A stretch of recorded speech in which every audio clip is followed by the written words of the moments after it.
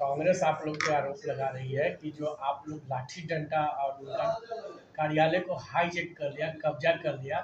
अब आपको कार्यालय को घेरेंगे वो लोग। हमने किसी की माँ को गाली दी है क्या जो हमारे कार्यालय को कोई घेरेगा?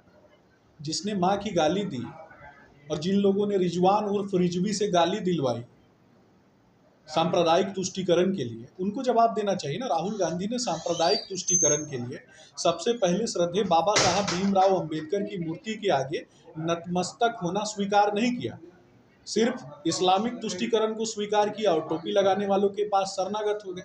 बाबा साहब भीमराव मूर्ति के आगे नतमस्तक होने के बजाय उसके बाद दरभंगा जो हमारी सांस्कृतिक राजधानी है, उस सांस्कृतिक राजधानी पर जा करके सबसे पहले उदयनिधि स्टालिन को बुलाना, जो जिसने सनातन को गाली दी, सनातन को डेंगू मलेरिया एड्स बताया, और रिजवान उर्फ रिजवी से आदरणीय प्रधानमंत्री नरेंद्र मोदी जी की माता जी के खिलाफ अपशब्द कहवाया, गाली दिलवाया।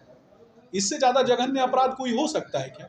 और उसके बाद अगर भारतीय जनता पार्टी के कार्यकर्ता सड़क पे शांतिपूर्वक प्रदर्शन कर रहे हैं तो पत्थरबाजी की अपनी जो परंपरा है, उनके अंदर जो डीएनए में पत्थरबाजी है उनके, चाहे वो कश्मीर में चलवाते हो चाहे बिहार में चलवा ले, तो जिस पार्टी के कार्यालय से ही पत्थरबाजी होती है उससे ज्यादा नालायक पार्टी कुछ हो सकती है क्या? पहले तो आप ही पत्थर चलाए हैं। आप देखे हैं, आपने देखा है जो आप आरोप लगा रहे हैं? एक शांतिपूर्वक प्रदर्शन के ऊपर आप इस तरीके की बातें कैसे कर सकते हैं? एक माँ को गाली दी गई, आप चूड़ी पहन के घर में बैठ जाइए। जब एक माँ को गाली दी गई, आप बोल नहीं सकते हैं। मैं उस मिट्टी से आता हूं जिस मिट्टी में रामधारी सिंह दिनकर ने कहा है कि समर शेष है नहीं पाप का भागी, केवल व्याघ्र जो तटस्थ है समय लिखेगा उसका भी अपराध। यानी आज प्रधानमंत्री नरेंद्र मोदी जी की माँ को गाली दी गई, कल आपकी माँ को गाली दी जाएगी, परसों मेरी माँ को गाली दी जाएगी, उसके बाद भी चुप बैठेंगे क्या? आपने सिर्फ माफी मांगने की बात की और उस पर राहुल गांधी के गुंडों ने पत्थर चलाया, लाठियां बरसाई। कितने आपके समर्थन में कितने लोगों का? हजारों लोग जो सड़क पे शांतिपूर्वक प्रदर्शन कर रहे थे, उस पर आपने देखा है ना, कैमरा का फुटेज है। लाठी कौन चला रहा था, मार कौन रहा था, पत्थर कौन चला रहा था। आप सड़क पे पत्थर लेके जाएंगे, आपको पुलिस जाने देगी क्या?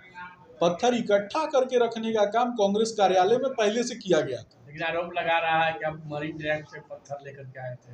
मरीन ड्राइव पे राहुल गांधी ने पत्थर डलवाया था, वहां पे चट्टान डलवाया था जिसको तोड़ के पत्थर बना लिया गया था। तो राहुल गांधी की पार्टी है, समझे सर? राहुल गांधी का नाम जो है ना, वो से शुरू होता है। अब कह रहे हैं कि बीजेपी कार्यालय को हम भी घेरेंगे, उसी तरह से बदला लेंगे। ये हुड़दंगई लोग हैं, ये गुंडागर्दी करने वाले लोग हैं। गुंडा पार्टी भी साथ में थी। तेजस्वी यादव को तो 13 दिन की यात्रा में निपटा दिया इन लोगों।